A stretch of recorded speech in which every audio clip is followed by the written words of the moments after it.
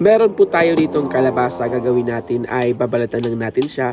Siguraduhin lang natin na nahugasan natin ng maigi yung ating kalabasa. Gagawa tayo ngayon ng napakasarap at napaka-espesyal na recipe na talagang papatok at papatok din itong pangnegosyo. Ayan, pag nabalatan na natin yung ating kalabasa, ay hiwain lang natin ito sa 3. 4 pala yun.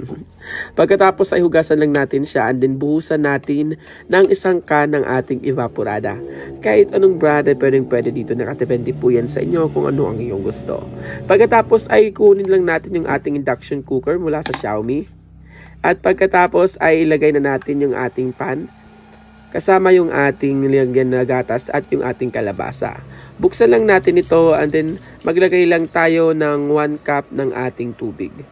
Pagkatapos ay mix lang natin ito and then antayin lang natin siyang mag-simmer hanggang sa medyo malambot na nga o yung malambot na talaga yung ating kalabasa dito.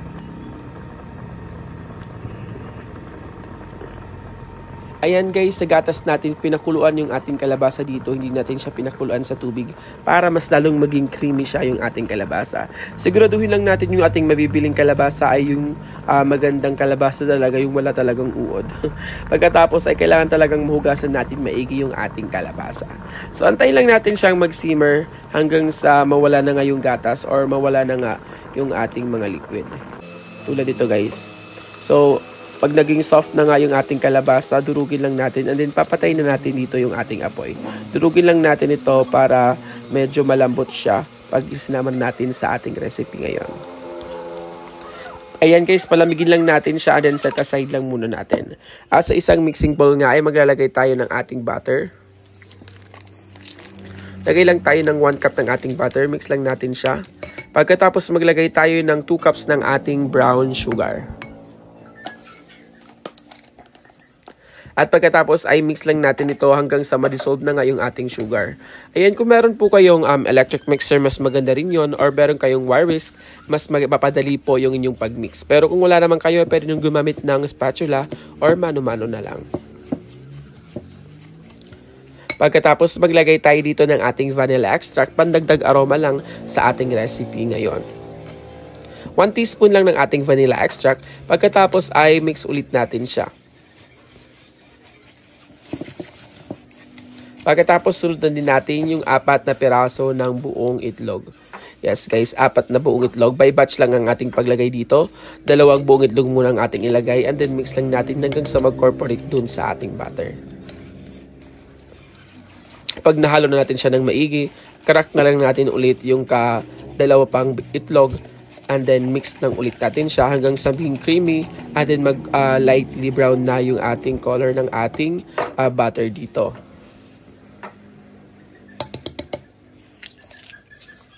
Ayan guys, yung size nga pala ng ating itlog ay large, medium to large. Basta wag lang kayong gagamit ng small. Pag gumamit kayo ng small ay pwede kayong dagdagan ng 1 pang itlog, bali 5 itlog. Pag small yung inyong ginamit dito. Pagkatapos ay buhusan din natin ng 1 cup ng ating gatas. And then mix lang ulit natin hanggang sa mahalo siya ng maigi.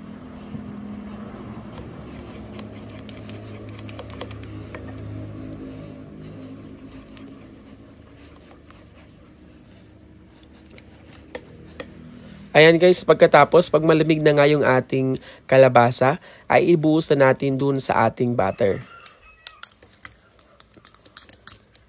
At pagkatapos ay mix lang ulit natin siya hanggang sa mag-corporate na nga yung ating kalabasa dito. O diba, mas maganda yung kulay niya, mas tumingkad yung ating butter dito.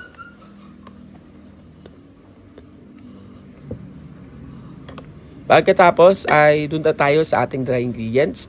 Mag-sift lang tayo dito ng 4 cups ng ating all-purpose flour.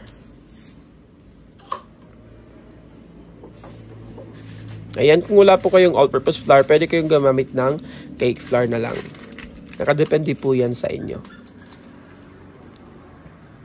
Siguraduhin lang natin na na-sift natin ng maigi yung ating flour para talaga hindi siya magbuo-buo pag i-mix na natin siya or binake natin siya mamaya. Ayan guys, 2 cups lang pala ng ating all-purpose flour ang ating gagamitin dito.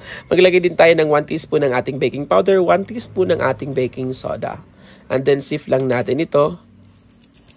So ayun yung sinasabi ko guys, kailangan talaga ma-sieve kasi meron siyang nagbubuo-buo para hindi siya magbuo-buo pag binake natin siya mamaya.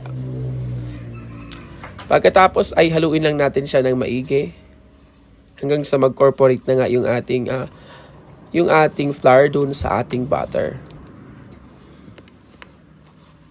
Ayan guys, wag natin po siyang i-overmix kasi pag i-overmix natin, hindi siya magiging gaanong aalsa yung ating cupcake.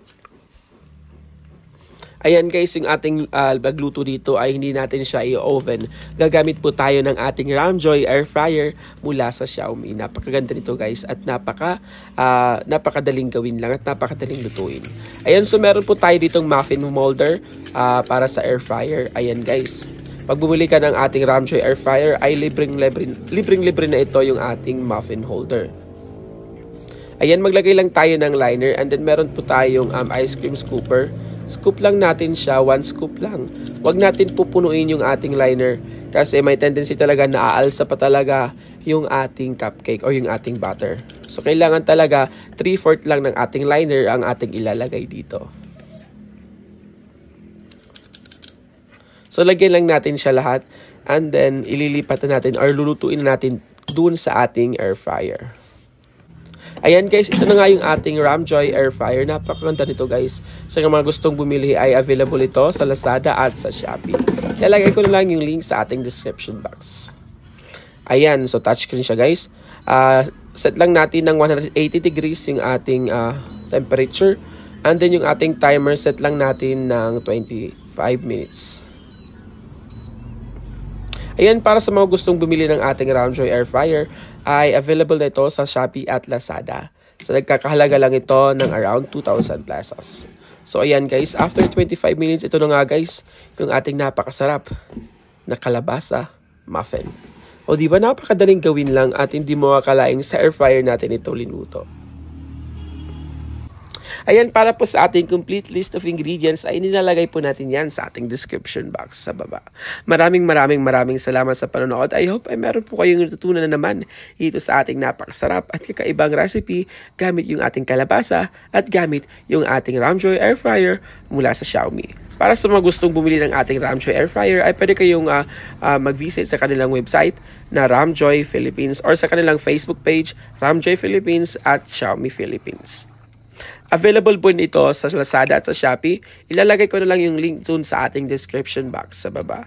Maraming salamat sa panonood. Sa iyo again sa ating mga kakaiba at napakagandang recipe na matututunan niyo. Maraming salamat at yun lang po.